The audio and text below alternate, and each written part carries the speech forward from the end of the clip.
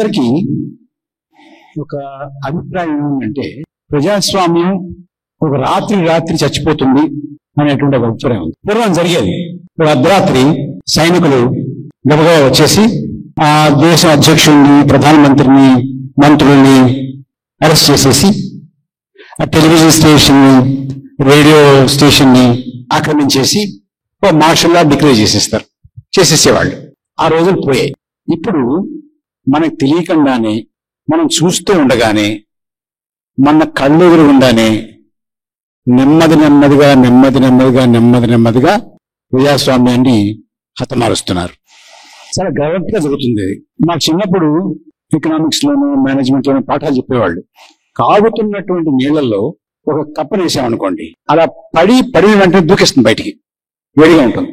అలా కాకుండా ఒక 2-3 కప్పల్ని నీళ్ళలో పెట్టి అవి ఈదుకుంటూ ఉంటాయి.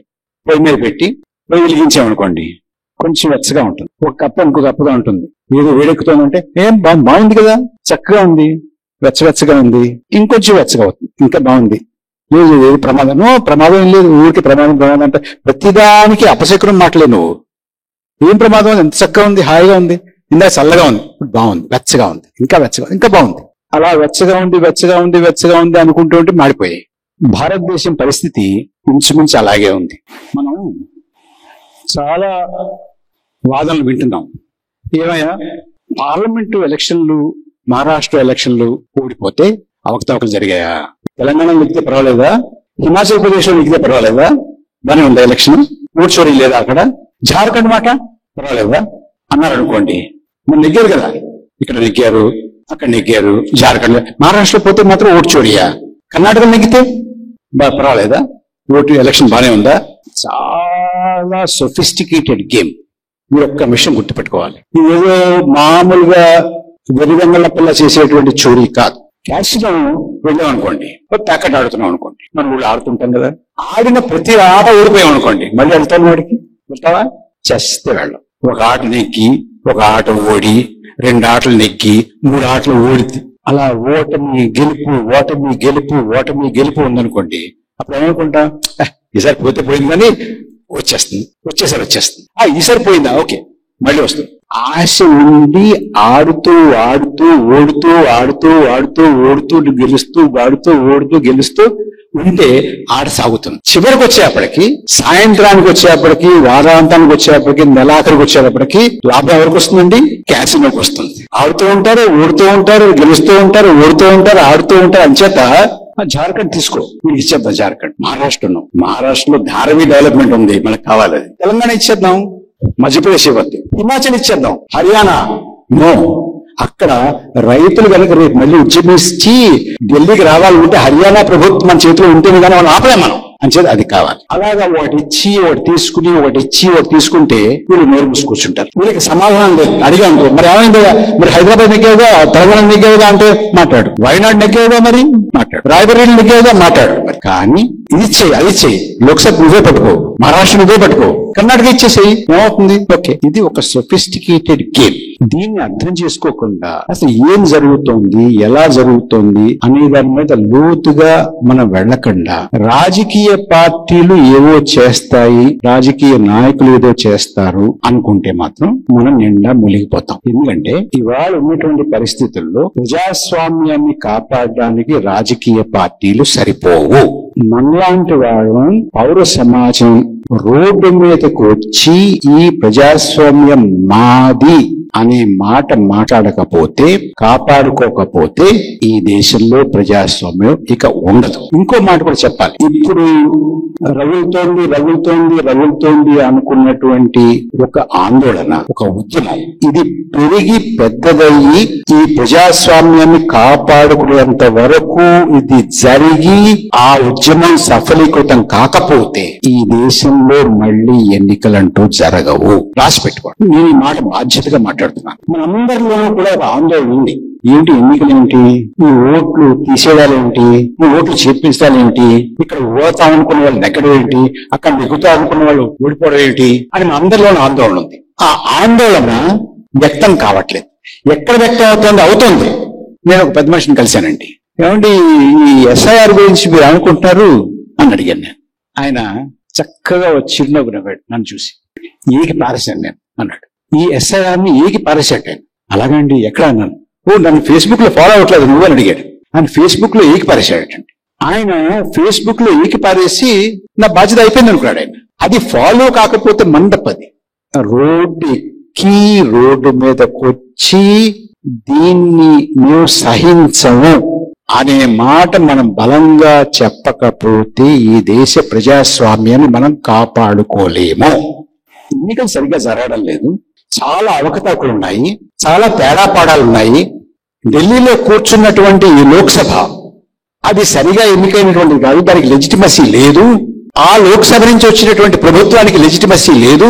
ఇది ఒక స్టోలెన్ మ్యాండేట్, దొంగిలించబడినటువంటి తీర్పుతోటి కూర్చున్నటువంటి ప్రభుత్వం, దొంగిలించినటువంటి తీర్పుతోటి కూర్చున్నటువంటి లోక్సభ, ఈ రెండు పోవాలి. ఇలాంటి దొంగతనానికి వీలు కల్పించినటువంటి ఎలక్షన్ కమిషన్ పోవాలి అని అంటే ఏంటి, రాహుల్ గాంధీ ప్రధానమంత్రి అవ్వాలనుకుంటున్నాను అని అడిగాడండి నన్ను ఎవరు. నాకేం సంబంధం అండి? ఒకళ్ళు అవ్వడానికి ఒకళ్ళు దిగడానికి కాదు నేను చెప్పేటువంటి మాట. నేను చెప్పేటటువంటి మాట దేనికనంటే ఈ ఎన్నికల్లో మన దేశంలో ఎన్నికలు స్వచ్ఛంగా జరగాలి. నేను భారతదేశ పౌరుడిగా నాకు ఓటు హక్కు ఉండాలి. అది ఏ కారణం మరో కారణం చెప్పి నా ఓటు హక్కు తీసేస్తే నేను ఊరుకోకూడదు. ఒకటి, నా ఓటు హక్కు తీసేస్తే మీరు ఊరుకోకూడదు, మీ ఓటు హక్కు తీసేస్తే నేను ఊరుకోకూడదు. రెండోది, నాకున్నటువంటి ఓటు హక్కుతోటి నేను పోలింగ్ బూత్ దగ్గరికి వెళ్ళి నేను వేసినటువంటి ఓటు ఎవరికి వేస్తే వారికే పడేలాగా నాకు గ్యారంటీ ఉండాలి. నేను వేసినటువంటి ఆ ఓటు ఎవరికి వేసానో వారికే పడేటట్టు గ్యారంటీతో పాటు నేను వేసినటువంటి ఓటు ఎవరికి పడిందో వాళ్ళకే పడినట్టుగా లెక్క పెట్టాలి.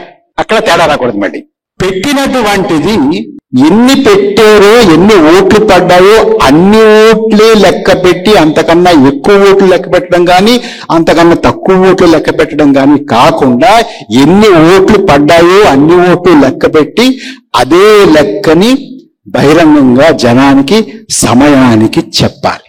ఇది నేను కోరుకున్నటువంటిది. ఈ ప్రక్రియ ఇలా స్వచ్ఛంగా గనుక జరిగితే ఎవరు నెగ్గుతారో నాకు అవసరం లేదు, ఎవరైనా నెగ్గచ్చు.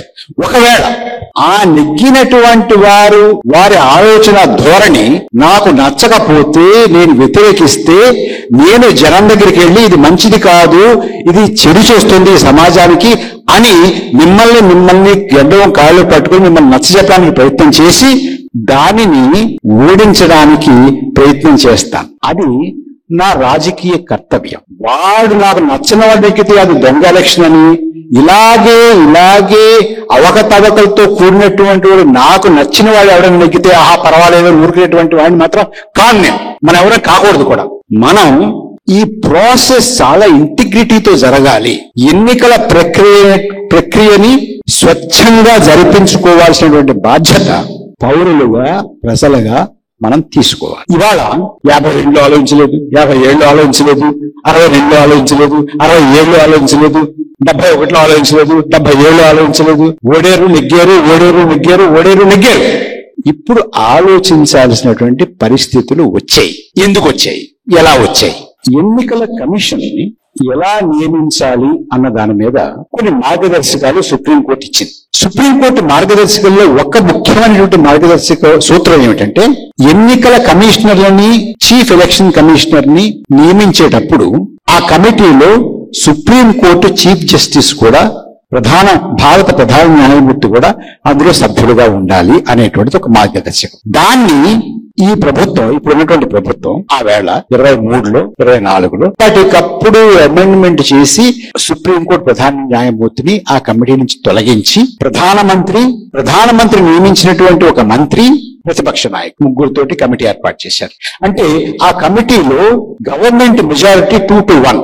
అది ఆఖరి నిమిషంలో పెద్ద జాబితా ఒకటి ఇచ్చి ఇవందరినీ కన్సిడర్ చేస్తున్నానంటే ఆవేళ ఉన్నటువంటి ప్రతిపక్ష నాయకుడు ఇదేంటి ఇప్పుడు ఇస్తే ఇన్ని పేర్లను ఎక్కడ చూసుకోవాలి, ఇన్ని పేర్లు వీటిని ఎలా నేను ఎవరు వీళ్ళు ఏంటి వీడు పూర్వాపరాలు ఏంటి వీడు మంచి చెట్లు ఏంటి అని ఇప్పటికప్పుడు నేను ఎలా ఎంక్వైరీ చేసుకోవాలి, నాకు కుదరదు చెప్పి ఆయన ఆ కమిటీలో మీటింగ్ నుంచి వాకౌట్ చేశారు. సో మిగిలింది ప్రధానమంత్రి మంత్రి గారు వీళ్ళిద్దరూ కలిసి అపాయింట్ చేశారు. అంటే ఒక ప్రభుత్వ శాఖకి అధిపతిని ఎలా నియమిస్తారో అలాగే ఎన్నికల కమిషన్ ని నియమించారు. వీటిలో సంధి కొట్టిన చూడండి అక్కడ కొట్టింది అనొచ్చు కొంతమంది. మరి ఇదే కూడా అలాగే చేసేవాళ్ళు ప్రభుత్వం చేస్తే కమిటీ కూడా ఉండేది కాదని. కమిటీ కూడా లేకపోయినా ప్రభుత్వమే నియమించినా మనకి టిఎన్ శేషన్ ప్రభుత్వం నియమించింది. పెద్ద పిల్లలు వ్యవహరించాడు ఆయన. రాజకీయ పార్టీలు హడలెత్తిపోయేవి. ఇది ఎన్నికల సంఘం భారత ప్రభుత్వం అని కాదు, ఇది భారత ఎన్నికల సంఘం అన్నాడు ఆయన. It is not election commission government of India, it is election commission of India. నేను రాష్ట్రపతికి పార్లమెంటుకి దేశ ప్రజానీకానికి జవాబుదారీ తప్ప నేను మంత్రికి ప్రధానమంత్రికి ప్రభుత్వానికి జవాబుదారీ కాదు అన్నాడు ఆయన. అభ్యర్థులు పార్టీలు హడలెత్తిపోయేవాళ్ళు. వీళ్ళని ప్రధానమంత్రి మంత్రి ఉన్నటువంటి కమిటీ నియమిస్తే నేను ఏమనుకోనంటే 10 రోజులు ఆగుదాం, వీళ్ళు కూడా సెషన్లు తయారవచ్చేమో, మీకే కూర్చుంటారేమో మోడీకి అనుకోండి. నేను 2024 ఎన్నికలకు ముందు డాక్టర్ గారు అకస్మాత్తుగా ఒక ఎన్నికల కమిషనర్ రాజీనామా చేశారు. ఎందుకు చేశారు వాళ్ళకు కూడా తెలియదు, వీ డోంట్ నో. రాజీనామా చేశారు. గబగబా ఆగభాగాల మీద 2 ఎన్నికల కమిషన్ ని నియమించేశారు. ఈ కమిటీ నియమిస్తే వీళ్ళు నియమించబడినటువంటి 2 రోజులకే 3 రోజులకో ఎన్నికల షెడ్యూల్ ని అనౌన్స్ చేశారు. 7 దశలుగా ఎన్నికల షెడ్యూల్ ని, పోలింగ్ ఇక్కడ 3 ఫేజులు, ఇక్కడ 4 ఫేజులు, ఇక్కడ 5 ఫేజులు, ఇక్కడ 6 ఫేజులు, ఈ రాష్ట్రంలో 7 ఫేజులు, పెద్ద ఒక్కొక్క రాష్ట్రంలో ఈ ఒక ఫేజ్ లో 3, ఒక ఫేజ్ లో 4, ఒక ఫేజ్ లో 5, ఒక ఫేజ్ లో 6, ఒక ఫేజ్ లో 7 ఇట్లా చేశారు. ఎంత పెద్ద ఎక్సర్సైజ్ అంటే 24 గంటలు 48 గంటల్లో మానవ మాత్రుడు ఎవరూ చేయలేరండి. ఒకవేళ అంత హై ఐక్యూ ఉన్నవాడు అక్కడ కూర్చుని చేసేదని తెలియదు. కానీ నాలాంటి వాడికి ఎలాంటి అనుమానం కలుగుతుందంటే ఇది ఎవరో అప్పటికే తయారు చేసి వీళ్ళకి ఇచ్చి చదవండి అన్నాడు అనిపిస్తోంది తప్ప అప్పుడు చిన్న అనుమానం వచ్చింది నాకు. ఏంటి వీళ్ళు నిన్నదాకా మొన్న వచ్చి జాయిన్ అయ్యారండి. జాయిన్ అయిన వెంటనే 48 గంటలు ఇంత షెడ్యూల్ అనౌన్స్ చేస్తారు, ఎవరైనా చేసేసారు. అప్పుడు చిన్న అనుమానం వచ్చింది. కానీ ఏమి ఎందుకు వస్తామని అనుమానం పడ్డాం, మనం మంచి వాళ్ళేమో చూద్దాం అనుకుంటే ఎన్నికల ప్రక్రియ ప్రారంభమైంది. ఆవేళ మన ప్రధానమంత్రి గారు ఇక్కడ చాలా చోట్ల మాట్లాడుతూ అసలు నేను మళ్ళీ ఎన్నికై ప్రధానమంత్రిగా రావడం అనేది ఖాయం, అబ్కి బార్ 400 పార్ అని పార్లమెంట్ లో చెప్పారు, బయట చెప్పారు, పెద్ద పెద్ద బిజినెస్ మీటింగ్ లోనే చెప్పారు, అన్ని చోట్ల చెప్పారు. నేను ఇప్పుడే ఆల్రెడీ ఎన్నికలు ఇంకా ప్రక్రియ మొదలు కాలేదు, నేను మళ్ళీ అధికారంలోకి వస్తాను కాబట్టి వచ్చిన తర్వాత 100 రోజుల్లో ఏమేం కార్యక్రమాలు చేయాలనేది ఒక ప్రణాళిక ఇప్పుడే సిద్ధం చేసేసుకోవడానికి కూడా చెప్పారు ఆయన. అంత గ్యారంటీ ఉంది ఆయన. ఏమో అంత మంచి విశ్వాసంతో ఉండడం అనుకున్నాను. ఆయన నెమ్మదిగా పొడసూపుతుంది కానీ పెద్దగా అనుమానం లేదు అప్పటికి. ఆ తర్వాత ఏమైంది, ఆయన రూలింగ్ పార్టీకి సంబంధించిన వాళ్ళు స్టార్ క్యాంపెయినర్స్ ఒక లిస్ట్ ఉంటుందండి. వీళ్ళు నరకాలి, వాళ్ళని చంపాలి, వీళ్ళు ఉండకూడదు, వీళ్ళు చొరబాటుదారులు, వాళ్ళు అలాంటి వాళ్ళు, వీళ్ళంటి వాళ్ళు, వీళ్ళు మాంసం తింటారు, వాళ్ళు మంగళసూత్రాలు పట్టుకుపోతారు, పిల్లలు పట్టుకుపోతారు, మీ గుడ్లు పట్టుకుపోతారు, మీ బర్రెలు పట్టుకుపోతారు, మీ గుర్రెలు పట్టుకుపోతారు చెప్తున్నారు వాళ్ళు. వాళ్ళని వీళ్ళు ఏం అంటలేదండి. ప్రధానమంత్రి గారు ఆ ఎన్నికల ప్రచార ప్రక్రియలో 110 విద్వేషపూరితమైనటువంటి ప్రసంగాల్ని చేశారండి ఆయన. ఇక్కడ తెలంగాణలో కరీంనగర్ లో కూడా చేశారు. 110 ప్రసంగం, 1-2 ముగ్గురు 4 ఉన్నారు కదా అక్కడ. అస్సలు వాళ్ళకి ఇచ్చే ఒకట్ల ప్రతి వాళ్ళకి నోటీసులు ఇస్తారు. మామూలుగా ఒక్క నోటీస్ కూడా ఇవ్వాల, ఒక్క మాట కూడా మాట్లాడలేదు, ఒక్క ప్రెస్ కాన్ఫరెన్స్ కూడా లేదు. కనీసం ఇది ఆపండి, ఇది మంచిది కాదు అని లాంఛనంగా కూడా ఒక్క మాట మాట్లాడలేదు. ఇది ప్రవర్తన. అనుమానం బలపడుతుంది కదా. తర్వాత మళ్ళీ ఆలోచిస్తే ఏమైందంటే ఆంధ్రప్రదేశ్ అనుకుందాం. ఆంధ్రప్రదేశ్ లో 25 సీట్లు అండి, ఒక్క ఫేజ్ ఎలక్షన్ అండి, ఒకటే ఫేజ్, ఒకే రోజు మొత్తం 25 స్థానాలకి ఒక్క రోజు. ఒడిశా అండి, తమిళనాడు డాక్టర్ గారు 39 స్థానాలండి, 39 స్థానాలకి ఒకే రోజు పోలింగ్ అండి, ఒక రోజు సింపుల్ తెరిచేశారు. బీహార్ 40 స్థానాలు, ఒకటే ఎక్కువ అండి, 7 ఫేజులు అండి. బెంగాల్ 7 ఫేజులు అండి. యూపీ 7 ఫేజులు అంటే అర్థం ఉంది, 40 స్థానాలు. అంతకన్నా తక్కువ ఉన్నాయి 4, అంతకన్నా ఒకటి ఎక్కువ ఉంటే 7, అంతే ఇంచుమించుగా అంతే ఉంటే ఇంకో 7. పద్ధం లేకుండా, ఒక తర్కం లేకుండా, ఒక లాజిక్ లేకుండా ఫేజెస్ పెడితే చాలా మందికి, నాకు కూడా అనుమానం ఏమొచ్చిందంటే ఇది ప్రచారానికి వెసులుబాటు ఉండడానికి కోసం కొంతమందికి. అట్లాగే ఆ తర్వాత ఈ మధ్య తెలుస్తుంది మనకి, ఇక్కడ ఓటు ఉంటుంది, అక్కడ కూడా ఓటు ఉంటుంది అండి. ఆంధ్రప్రదేశ్ లో ఓటు ఉంటుంది, మధ్యప్రదేశ్ లో ఓటు, మధ్యప్రదేశ్ లో ఓటు ఉంటుంది, బీహార్ లో ఓటు ఉంటుంది, బీహార్ లో ఓటు ఉంటుంది, మహారాష్ట్రలో ఓటు ఉంటుంది, మహారాష్ట్రలో ఓటు ఉంటుంది, హర్యానాలో కూడా ఓటు ఉంటుంది. మరి వీళ్ళు వెళ్ళాలి కదండి పాపం. ఒకే రోజు పెడితే ఎలా కుదురుతుందండి? అంచేత అలాంటి కారణాలు ఏమన్నా ఉన్నాయా అని అనుమానం అండి నాకు, అంతే. మరి అది ఎవరు చెప్పాలి మనకి? ఎలక్షన్ కమిషన్ చెప్పాలి. మాట్లాడేవాడు ఇందాక డాక్టర్ గారు చెప్పారండి, మాలాంటి వాళ్ళం, నేను ఒక్కడే కాదు చాలా మంది కంఠ శోష, చెప్పండి చెప్పండి చెప్పండి చెప్పండి మాట్లాడేవాడు. మేము చెప్పండి అని అంటే మా ఎలక్షన్ కమిషన్ మాట్లాడకపోవడం పక్కన పెట్టండి. పాలస్తీనా గురించి ఇక్కడ ప్రదర్శన అది చేశామని డాక్టర్ గారు చెప్తే నాకు ఒక కార్టూన్ గుర్తొచ్చింది. ఏదో బ్రిటిష్ న్యూస్ పేపర్లో, ఏమనుకోకండి, రాజకీయ పార్టీలకి ఐడియాలజీలకి సంబంధించి జస్ట్ జోక్ గా తీసుకోండి. ఇరాక్ గురించి, ఇరాక్ లో ఒక తల్లి పిల్లవాడిని నిద్రపుచ్చుతోంది, పైన ఏరోప్లేన్లు వస్తున్నాయి, యుద్ధ విమానాలు. ఆ శబ్దానికి అమ్మా ఏంటి ఆ శబ్దం ఏంటి అని అడిగాడు. గోర్బచేవ్ గురక పెడుతున్నాడు. గోర్బచేవ్ గురకది అంటే అచేతనంగా ఉండి గురక పెడితే ఇలాగే ఉంటుంది. రాజకీయ పార్టీలు అనేక మాసాలుగా, సంవత్సరం నుంచి మొత్తుకుంటుంటే పౌర సమాజంలో కొంతమంది నాలాంటి వాళ్ళు, ఇంకా చాలా మంది పెద్ద వాళ్ళు అస్సలు వినిపించుకోలేదండి. ఇప్పుడు కదిలేరు అనుకోండి.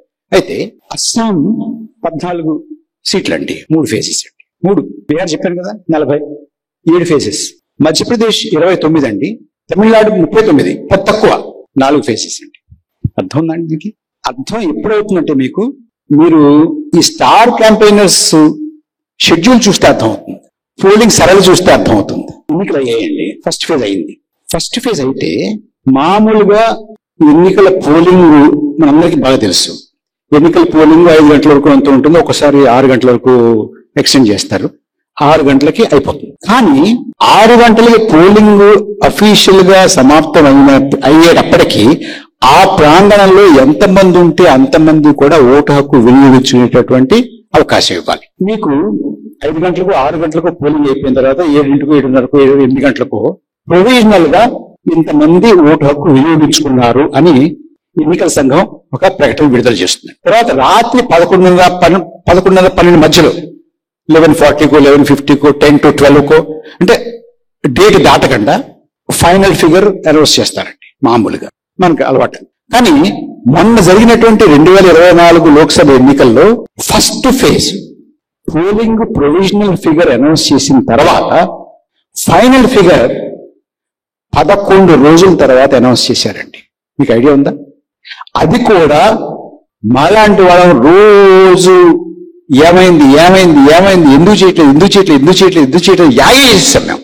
అప్పుడు 11 రోజుల తర్వాత సెకండ్ ఫేజ్ కూడా అయిపోయిన తర్వాత ఫస్ట్ ఫేజు సెకండ్ ఫేజు కలిపి 11 రోజుల తర్వాత, అంటే 11 రోజులు ఫేజ్ 1, ఫేజ్ 2 తర్వాత 4 రోజులకి, మొత్తం 2 కలిపి ఒకసారి చేశారండి. ఫేజ్ 4 4 రోజులు పట్టిందండి, ఫేజ్ 5 3 రోజులు పట్టిందండి, ఫేజ్ 6 మళ్ళీ 4 రోజులు పట్టిందండి, ఫేజ్ 7 5 రోజులు పట్టిందండి. అంటే మొదటి ఫేజ్ 11 రోజులు తీసుకున్నారు ఫైనల్ ఫిగర్ అనౌన్స్ చేయడానికి. అక్కడి నుంచి 2, 3, 4, 5, 6, 7 3 రోజులు 1, 4 రోజులు 1, 4 రోజులు 1, 4 రోజులు 1, 5 రోజులు 1. ఎందుచేత చెప్పాలి కదండి ఎలక్షన్ కమిషన్, ఇంచేత చేయలేకపోయాం, ఇక్కడ ఇబ్బంది ఉంది, ఇక్కడ ఇబ్బంది ఉంది, ఇక్కడ ఇబ్బంది ఉంది అన్నారు కదా. మీకు డిజిటల్ ఇండియా కాకముందు, భారతదేశం విశ్వగురు కాకముందు ఆ రోజు రాత్రి గాని ఆ మర్నాడు గాని ఫైనల్ ఫిగర్స్ ఇచ్చేవాళ్ళండి చరిత్రలో. కానీ మనం విశ్వగురు అయిన తర్వాత, డిజిటల్ ఇండియా అయిన తర్వాత 11 రోజులు పడుతుందండి మనకి. వాళ్ళు ఏం చెప్తారండి?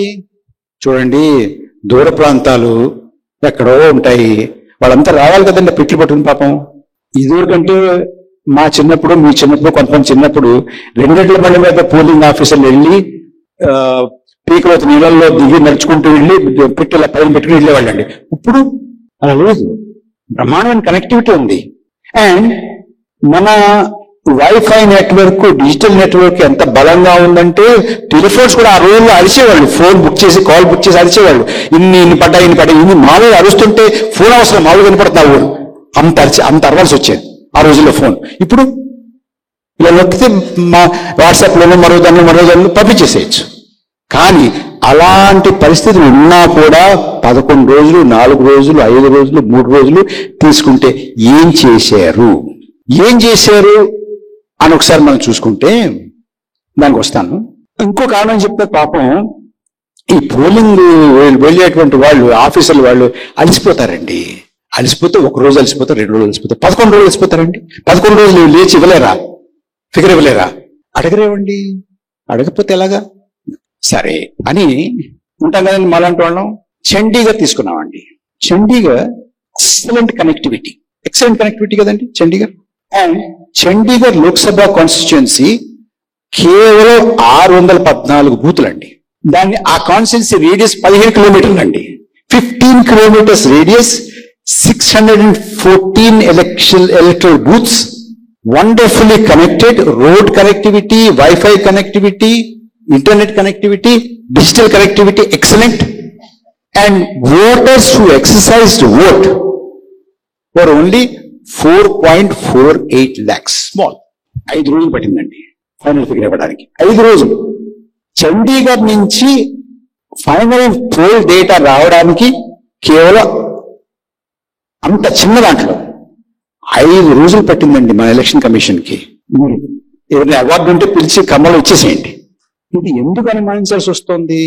ఈ లేట్ అవ్వడం వల్ల ఫైనల్ ఫిగర్స్ రావడానికి లేట్ చేస్తే ప్రొవిజనల్ ఫిగర్ కి ఫైనల్ ఫిగర్ కి ఎంత పెద్ద తేడా. ఒక్కొక్క రాష్ట్రంలో 13%, ఒక్కొక్క రాష్ట్రంలో 12%, ఒక్కొక్క రాష్ట్రంలో 15%, ఒక్కొక్క రాష్ట్రంలో 20%, ఒక్కొక్క రాష్ట్రంలో 5%, 10%, అట్లా. అది కాన్స్టిట్యున్సీ వైజ్కి వస్తే ఇంకా ఎక్కువ అండి, రీజన్ వైజ్కి వస్తే ఇంకా ఎక్కువ అండి. ఎక్కడి నుంచి వచ్చాయి ఈ ఓట్లు అంటే ఒక అడ్రస్ లో 400 మంది, 300 మంది, 500 మంది, ఇక్కడ ఓటు ఉంది, అక్కడ ఓటు ఉంది, అక్కడ ఓటు ఉంది, ఇక్కడ ఉంది, ఇవన్నీ ఎక్కడికి వస్తాయి? ఇందులోకి వస్తాయి అన్నమాట.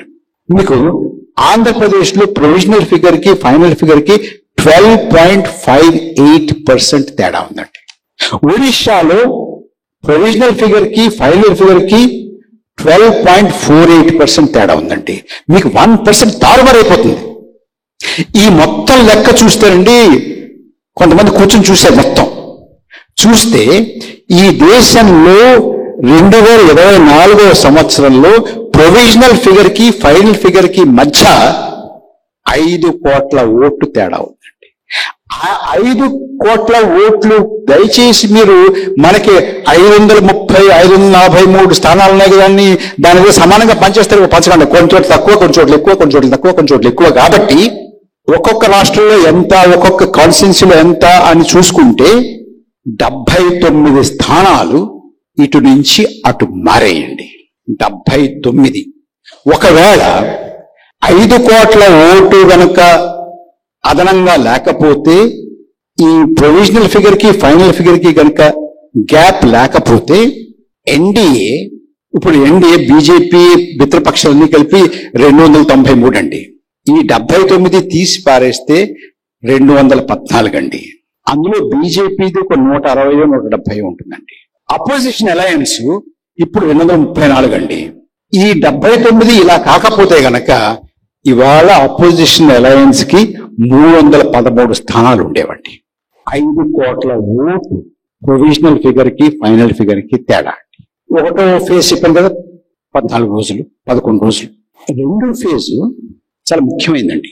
రెండో ఫేజ్ లో ఎంత మ్యాజిక్ ఉందంటే, అసలు వాళ్ళు ఆ మ్యాజిక్ చేయడం, మనం కూర్చుని ఆ మ్యాజిక్ ని కనిపెట్టలేకపోవడం చాలా గొప్ప విషయం అండి. మ్యాజిక్ మహిమ అంతే కదండి. ఇలా తీస్తే కుందలు వచ్చేస్తుంది కదా. కానీ ఒక మ్యూజిషియన్ కూర్చుని అనుకోండి, వాడికి థ్రిల్ ఉండదు. అందులో వాడికి తెలుసు ఎలా చేస్తున్నాడు, చేసేవాడికి కూడా థ్రిల్ ఉండదు. అందుకే నెగ్గిన తర్వాత ఎవరి మొహాల్లో కూడా నెత్తురుచుకలు లేవండి. మీరు చూడండి, ఒకసారి పాత ఫోటోలు చూసి చూడండి. ఎందుకంటే కష్టపడి జనామోదంతో నమ్మించి ఒప్పించి తెచ్చుకున్న ఓటు కాదండి. తెచ్చుకున్న ఓటు అయితే ఆ విజయ గర్వం వేరుగా ఉంటుంది. ఇది కొట్టేసింది అనుకోండి. మీరు వింబుల్డన్ చూస్తుంటారు కదా, చూసారా? వింబుల్డన్ చూసారా? క్వాలిఫైయింగ్ రౌండ్స్ లో ఆడి, క్వార్టర్ ఫైనల్స్ లో ఆడి, సెమీఫైనల్స్ కి వచ్చి, ఫైనల్స్ కి వచ్చి, ఇక్కడ ఈ పక్క నుంచి ఆ పక్క, ఆ పక్క నుంచి ఈ పక్క, అటు ఇటు బాల్ కొట్టి చెమట వచ్చి, వీడిని ఓడించి వాడిని ఓడించి వీడిని ఓడించి చివరిలో ఫైనల్స్ కి వచ్చి, ఫైనల్స్ లో కూడా కష్టపడి 5-7 వరకు వచ్చి నెగ్గిన తర్వాత ఒక పెద్ద షీల్డ్ ఉంటుందండి. ఆ షీల్డ్ ఇచ్చిన వల్ల పట్టుకున్నాం అనుకోండి, కొన్ని వేల ఫోటోగ్రాఫర్లు టక టక టక టక టక టక ఫ్లాష్లు కొడుతూ ఫోటోలు తీశారు అనుకోండి, ఎంత గర్వంగా ఉంటుందండి. బ్రహ్మాండంగా ఉంటుంది. నెగ్గాడు, కష్టపడ్డాడు, చెమట వచ్చాడు, దాని వెనకాల కొన్ని సంవత్సరాలు పరిశ్రమ చేశాడు, నెగ్గాడు. ఒక విజయ గర్వం ఉంటుంది. ఆ షీల్డ్ చూసి నేను ఈ షీల్డ్ భలే ఉందరా అని చెప్పి డాక్టర్ గారు నాకు షీల్డ్ చేయించి పెడతారా అని చెప్తే ఆయన ఎంత 30,000-40,000 అవుతుంది అంతే, అందుకని ఎక్కువ అవ్వాలండి అది. ఆయన చేయించి ఇచ్చాడు అనుకోండి, నేను అది బట్టి ఎత్తుకున్నాను, ఇలా ఎత్తారనుకోండి, మీరు ఎవరైనా చప్పట్లు పడతారా? నాకు విజయగర్వం ఉంటుందా? ఉండదు. ఎందుకు ఉండదంటే అది నా పరిశ్రమతోటి, నా పరిపాలనతోటి, నేను జనాన్ని మెప్పించడంతో, ఒప్పించతోటి వచ్చినటువంటి విజయం కాదు కాబట్టి ఉండదు. ఇవాళ కూర్చున్నటువంటి ప్రభుత్వం కూడా ఒప్పించి మెప్పించి మన ఆమోదాన్ని గెలుచుకుని కూర్చున్నటువంటి ప్రభుత్వం కాదండి. ఫేజ్ 2 గురించి చెప్తున్నాను కదా. ఎన్నికలు ఎన్నాళ్ళైందండి? ఐడియా ఉందా మీకు? సంవత్సరం 3 నెలలు అండి. ఇప్పటికి మీకు రహస్యం తెలుసా? బహిరంగ రహస్యం ఇది. నేను ఇప్పటికీ కొన్ని రాజకీయ పార్టీ నాయకులతోటి, పెద్దవాళ్ళతోటి అంటే అవునా అంటున్నారండి. ఏంటంటే ఫేజ్ 2 పూర్తి డేటా, పోలింగ్ డేటా ఇవాళ వరకు లేదండి. ఇక్కడ పైకి వచ్చే ముందు డాక్టర్ గారు మాట్లాడుతున్నప్పుడు నేను ఒకసారి చెక్ చేసుకున్నాను నెట్లో, ఈసీ ఏమైనా పెట్టిందా అని. పెట్టలేదండి, ఇంతవరకు లేదు సార్. ఏం లేదంటే మీరు నవ్వుతారు, నమ్మట్లేదా? ఛాలెంజ్ చేస్తున్నాను. ఇప్పటి వరకు, ఈ క్షణం వరకు ఫేజ్ 2లో ఏ రాష్ట్రంలో, ఏ నియోజకవర్గంలో ఎంత పోలయ్యింది ప్రిలిమినరీ తెలియదండి ఎవరికీ. వాళ్ళు ఏమిచ్చారంటే మనకి మ్యాజిక్ ఎలా చేశారంటే, మన కళ్ళు ఎలా కప్పారంటే, ఫేజ్ 2లో 88 స్థానాలండి, ఇంత పోలింగ్ పర్సెంటేజ్ అయ్యింది అన్నారండి. 88 స్థానాల్లో ఇంత పోలింగ్ పర్సెంటేజ్ అనేక రాష్ట్రాల్లో అయ్యాయి. ఏ రాష్ట్రంలో ఎంత అయింది, ఏ స్థానంలో ఎంత అయింది, ఇన్ని స్థానాల్లో ఎంత, అస్సలు ఏమి వివరణ ఇవాళ వరకు లేదండి. కానీ ఫైనల్ గా ఎంత అయిందో మాత్రం ఉందండి. ఫైనల్ గా ఎంత అయిందో ఉంటే ఏం తెలుస్తుంది మనకి? ఏమీ తెలియదు. మ్యాజిక్ చూసి ఎంత బాగుందో. Election commission of India is the greatest magician అండి. ఎక్కడ ప్రపంచంలో ఏ ఎలక్షన్ కమిషన్ కూడా ఇంత మ్యాజిక్ అయితే చేయలేదండి. ఆశ్చర్యం ఏంటంటే ఈ మ్యాజిక్ ని చేస్తే ఇలా చప్పట్లు కొట్టామండి మనం. Largest democracy in India and మనం ఓటు యజ్ఞం చేసాం, క్రతువు చేసాం చెప్తే నమ్మంతా చప్పట్లు కొట్టాం. కానీ సెకండ్ ఫేజ్ ఇంతవరకు కూడా preliminary data leave constituency wise, కనీసం స్టేట్ వైజ్ కూడా లేదండి. 88 స్థానాలు అప్పుడు ఓటింగ్కి వెళ్ళాయి. 88 స్థానాలకి కలిపి 64% వచ్చింది అన్నాడంతేనండి. మనం ఉద్దేశం దాన్ని. బట్ అసలు మ్యాజిక్ ఎక్కడుందంటే, అక్కడ వెస్ట్ బెంగాల్లో ఆ రెండో ఫేజ్ లో 3 స్థానాలు ఎన్నికలకి వెళ్ళాయండి. 3కి 3 కూడా బీజేపీ నెగ్గిందండి. యూపీలో 8 స్థానాలు లేయండి సెకండ్ ఫేజ్ లో, 8 out of 8 బీజేపీ ఎన్డీఏ అండి. మధ్యప్రదేశ్ లో 6 అండి, 6 out of 6 ఎన్డీఏ బీజేపీ అండి. ఛత్తీస్గఢ్ లో 3 స్థానాలండి, 3 out of 3 ఎన్డీఏ బీజేపీ అండి. త్రిపురలో 1 స్థానం అండి, ఎన్డీఏ బీజేపీ అండి. జేఎండ్కే, జమ్మూ అండ్ కాశ్మీర్ లో 1 అండి, ఎన్డీఏ అండి. కర్ణాటకలో 14 వెళ్ళండి, 12 ఎన్డీఏ బీజేపీ అండి. రాజస్థాన్ లో 13 వెళ్ళండి, 10 ఎన్డీఏ బీజేపీ అండి. అస్సాంలో 5 వెళ్ళండి, 4 బీజేపీ అండి. అసలు ఈ మొత్తం 7 ఫేజెస్ లో extraordinary strike rate for BJP is phase 2 అండి. ఇంతవరకు డేటా లేదండి.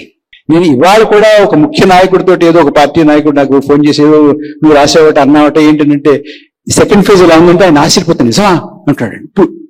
1 year తర్వాత they are surprised. Political parties మీకు ఇంతవరకు ఏ ఫేజ్ కి కూడా 1 to 7 preliminary voting figure state wise ఇచ్చారు కానీ కాన్స్టిట్యున్సీ వైజ్ ఇంతవరకు ఇవ్వలేదండి. ఇంతవరకు కూడా మీ నియోజకవర్గంలో మొన్న జరిగినటువంటి పార్లమెంట్ ఎలక్షన్ లో ప్రిలిమినరీ ఓటింగ్ ఫిగర్ ఏది వెతకండి చూద్దాం. మీకు you don't get it. State wise వస్తుంది. ఫేజ్ 2 ప్రత్యేకత ఏంటంటే స్టేట్ వైజ్ కూడా లేదండి, ఫేజ్ వైజ్ ఉంది. ఫేజ్ ఎవరికి కావాలండి? ఏం తెలుస్తుంది మనకి ఫేజ్ వైజ్? మొత్తం 88 స్థానాల్లో 64%, 63% పోలైందని అంటే does it make sense? That is the magic of election commission of India. పొరపాటు పడి ఉండొచ్చు కదా. అంటే వెస్ట్ బెంగాల్లో 3కి 3, యూపీలో 8కి 8, మధ్యప్రదేశ్లో 6కి 6 బీజేపీ నెగ్గేసింది అంటే బలంతో నెగ్గి ఉండొచ్చు అనుకోవచ్చు కదా. కానీ దానికి కాంట్రాస్ట్ చెప్తాను మీకు. ఉత్తరప్రదేశ్ లో చెప్పాను కదా 7 ఫేజ్లు అండి, రెండో ఫేజ్ చెప్పాను కదా 8 బీజేపీ నెగ్గింది. ఉత్తరప్రదేశ్ లో 5 ఫేజెస్ లో ప్రొవిజనల్ ఫిగర్ కి ఫైనల్ ఫిగర్ కి చాలా తక్కువ తేడా ఉంది. అంటే మనకి హిస్టారికల్ గా భారతదేశంలో ఎప్పుడు ఎన్నికలైనా కూడా 52 నుంచి ఇప్పటి వరకు కూడా మొన్నటి వరకు కూడా ప్రొవిజనల్ ఫిగర్ కి ఫైనల్ ఫిగర్ కి మధ్య తారతమ్యం 0.5%, 0.5% కంటే ఎక్కువ లేదండి. Less than 0.5%. యూపీలో మొన్న 24లో జరిగినటువంటి ఎన్నికల్లో థర్డ్ ఫేజ్ లో 0.2% అండి తేడా. ఫోర్త్ ఫేజ్ లో 0.34% అండి. ఫేజ్ 5 లో 0.23% అండి. ఫేజ్ 6 లో 0.01% అండి. ఫేజ్ 7 లో 0.25% అండి. ఏమైందో తెలుసా అండి? ఫేజ్ 3 లో 10 స్థానాలు ఉంటే బీజేపీ 1-4. ఫేజ్ 4 13 స్థానాలు ఎన్నికలోకి వెళ్తే బీజేపీకి 8 వచ్చాయండి. ఫేజ్ 5 14 స్థానాలు వెళ్తే బీజేపీకి 4 వచ్చాయండి. ఫేజ్ 6 లో 14 స్థానాలు ఎన్నికలకు వెళ్తే 3 వచ్చాయండి. ఫేజ్ 7 లో 13 స్థానాలు వెళ్తే బీజేపీకి 7 వచ్చాయండి. ఎందుకండి? ఓటింగ్ తారతమ్యం తగ్గితేనేమో బీజేపీకి తక్కువ సీట్లు వస్తాయా, ఓటింగ్ తారతమ్యం పెరిగితే బీజేపీకి ఎక్కువ స్థానాలు వస్తాయా అని అడిగా అనుకోండి. నేను సమాధానం ఏంటండి? I don't know. Election commission మాట్లాడదండి.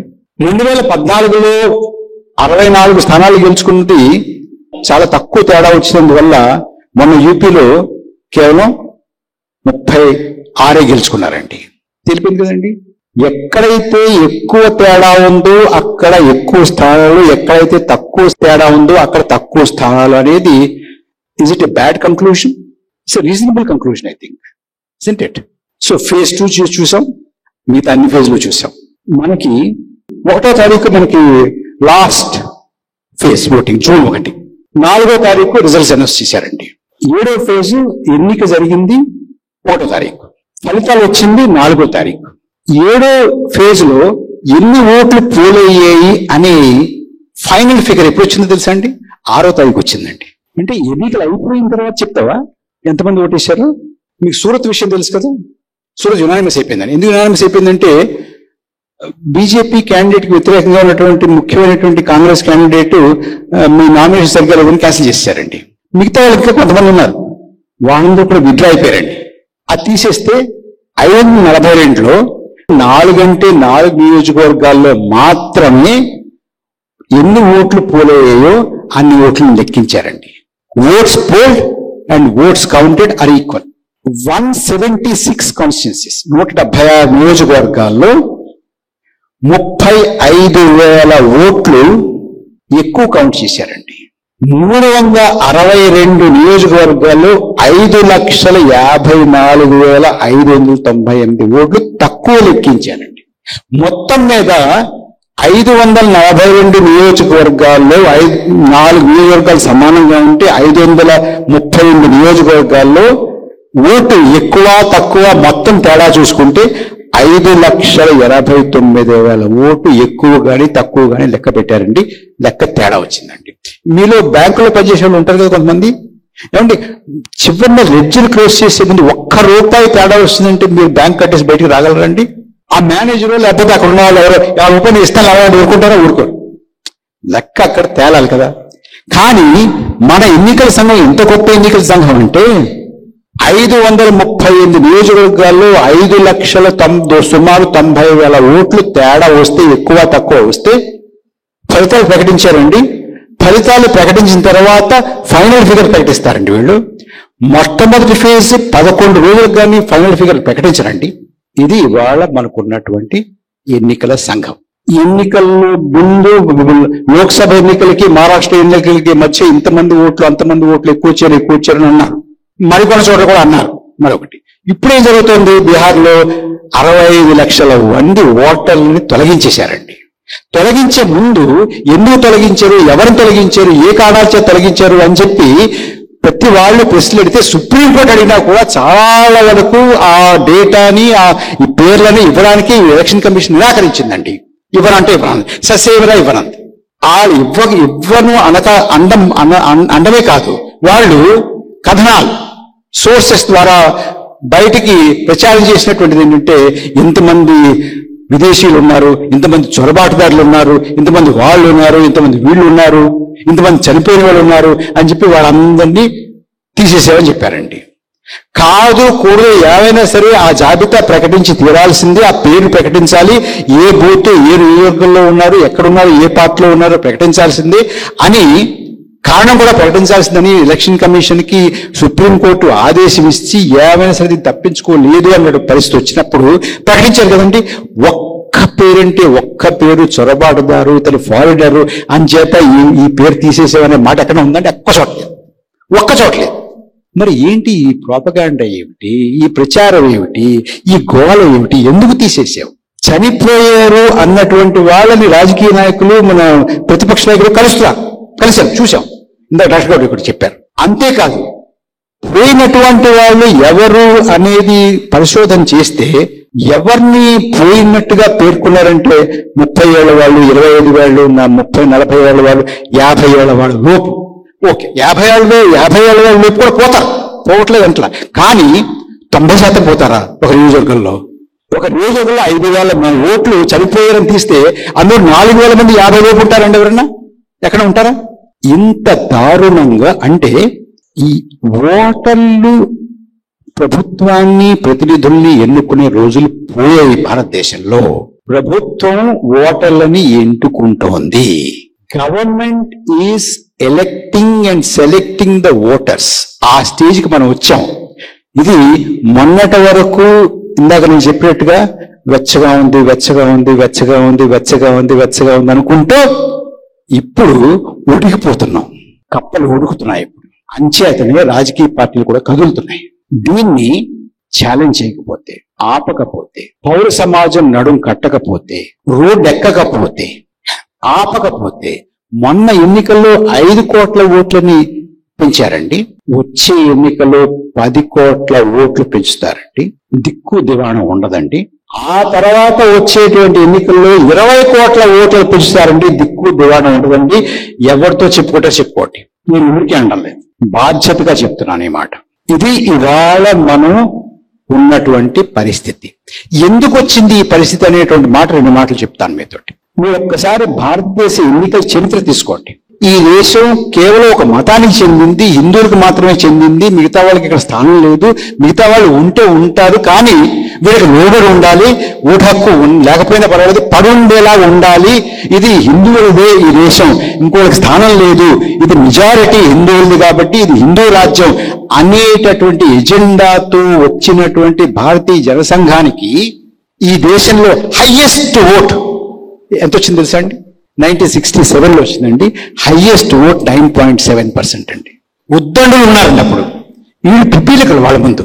అప్పుడు శ్యామాప్రసాద్ ముఖర్జీ, బలరాజ్ మధోక్, స్వామి కరపత్రి మహారాజ్, గురు గోల్వాల్కర్, వీళ్ళందరూ ఉన్నటువంటి హేమాహేములు, జగజ్జట్టీలు అంటారు, అలాంటి వాళ్ళు ఉండి ఇది హిందూ దేశం, హిందూ రాష్ట్రం అంటున్నప్పుడు ఈ దేశ ప్రజ 9.7% మించి ఒక్క ఓటు 10% కూడా రాలేదండి వాళ్ళకి. ఎప్పుడైతే ఆ రకమైనటువంటి ఎజెండాని పక్కన పెట్టి మేము అవినీతిని వ్యతిరేకిస్తున్నాము, లేకపోతే డెవలప్మెంట్ కోసం చేస్తాము, పాలసీ పెరాలసిస్ లేకుండా చేస్తాము, మరొకటి చేస్తాము, ఆ స్కామ్ లేకుండా చేస్తాము, ఈ స్కామ్ లేకుండా చేస్తాము, అన్ఎంప్లాయ్మెంట్ సాల్వ్ చేస్తాము అనేటువంటి మాటలు మాట్లాడుతూ మేము కూడా సెక్యులర్మే అంట మొదలుపెట్టిన తర్వాత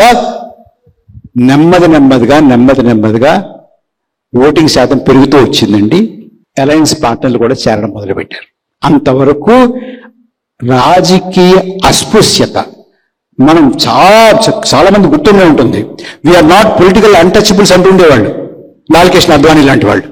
అక్కడి నుంచి 14-19 కూడా ఇంచుమించు ఎకనామిక్ ఎజెండా. 24లో మాత్రం కేవలం కమ్యూనల్ ఎజెండా, కాశ్మీర్ 370, రామ జన్మభూమి, ట్రిపుల్ తలాక్, కామన్ సివిల్ కోడ్, వీటితో వెళ్ళేటప్పటికీ అసలు మీకు ఎక్కడ లేని వ్యతిరేకత వచ్చిందండి. కాన్స్టిట్యూషన్ మార్చేస్తారు ఇనేటప్పటికీ ఎక్కడ లేని వ్యతిరేకత వస్తే ఇది ఓడిపోతున్నావు, లాభం లేదు, ఎన్నికల్లో మనం బతికి బట్ట కట్టలేము అనేటువంటి అనుమానాలు వచ్చిన తర్వాత మొదటి ఫేజ్లోనే 11 రోజులు తీసేసుకున్నారండి. తీసుకుంటా మొత్తం తారుమారు చేసి పారేశారు. రెండో ఫేజ్ తారుమారు చేసి ఇంతవరకు డేటా లేదు. 3, 4, 5, 6, 7 అన్ని ఫేజ్లు కూడా మార్చేశారండి. మార్చేసి 79 స్థానాలు అక్కడికి చావు తప్పి కన్నులట్టపోయి 79 స్థానాలు వేసుకున్నా కూడా 290కి వచ్చి ఆగారండి. వాళ్ళు వీళ్ళు సాయం చేస్తే వాళ్ళ దయాదాక్షిణ్యాల మీద వీళ్ళ దయాదాక్షిణ్యాల మీద ఇప్పుడు ప్రభుత్వాన్ని పెట్టారండి. కానీ మనం గమనించాల్సింది ఏంటంటే, ఇన్ని అవకతవకలు ఉన్నటువంటి ఎన్నికల కమిషన్ నడిపినటువంటి ఈ ఎన్నిక, ఇన్ని ఓటర్ లిస్టులోనే ఇంత అవకతవకలు ఉన్నటువంటి ఎన్నిక, ఈ ఎన్నిక ద్వారా వచ్చినటువంటి లోక్సభ, దీనికి ఏమైనా పవిత్రత ఉందండి? దీనికి లెజిటిమసీ ఉందా? ఇది ఉండాలా? పోవాలి. ఈ లోక్సభలోంచి వచ్చినటువంటి ప్రభుత్వం ఉండాలా? దానికి ఏవైనా ఒక పవిత్రత ఉందా? దానికి లెజిటిమసీ ఉందా?